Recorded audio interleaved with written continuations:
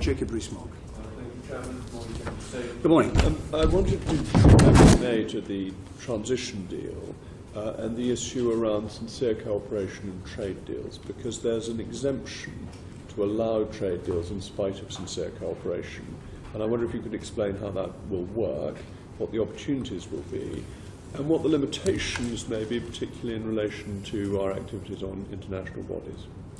Well, this was, in essence, the biggest single ask on the British side in starting down the route for the implementation period, transition period, you choose your phrase. And the reason for that was that we were denied the right to do that by being a part of the common commercial policy and also by a duty of sincere cooperation. We couldn't even start down the route properly under the duty of sincere cooperation. What this does explicitly is allow us to negotiate and sign such deals, but not enter into force.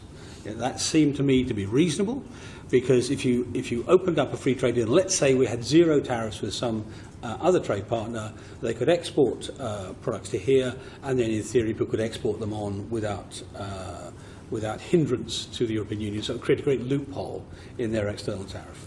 So that was in effect the offer we made, and it's essentially been accepted.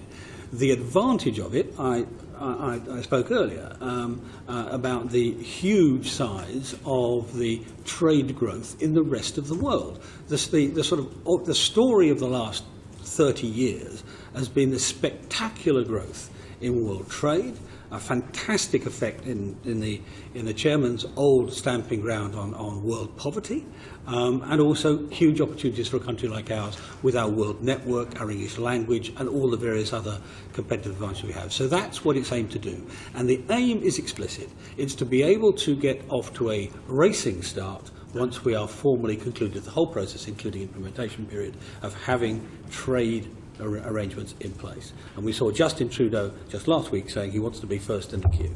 And will the government be able to act independently in relation to the prospect of trade deals in international bodies such as the WTO, or will we be bound by sincere cooperation in such organisations? Well, we're in the middle of discussion with the Union over the ongoing trade arrangements, which they have negotiated previously, and how we fit within those. But other than that, I see no reason why we should be restrained. And is it your hope and expectation that the first trade deals, having been signed in the implementation or transition period, will come into force the day after we have left? Yeah, well, that's my hope. That's your hope? I can't tell you at the moment whether it's an expectation, because we're not really far enough down the road. And there's one concern with the two proposals for customs with the European Union, that neither of them is likely to be ready for day one after we've left. Neither of which, sorry, I missed the first. Of the maximum facilitation and the special customs partnership. Is there a risk that the government may be saying we need to stay in the customs union for an interim period, which would obviously hamper our ability to implement any trade deals that we've signed? No, I mean the problem here.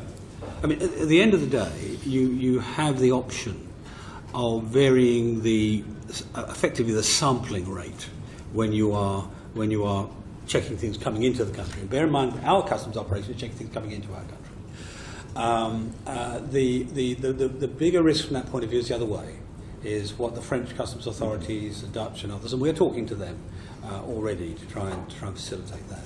But no, I do not expect the solution to that to be extension of membership of the customs union. I view that, on my part, as a failure. Thank you, Secretary of State.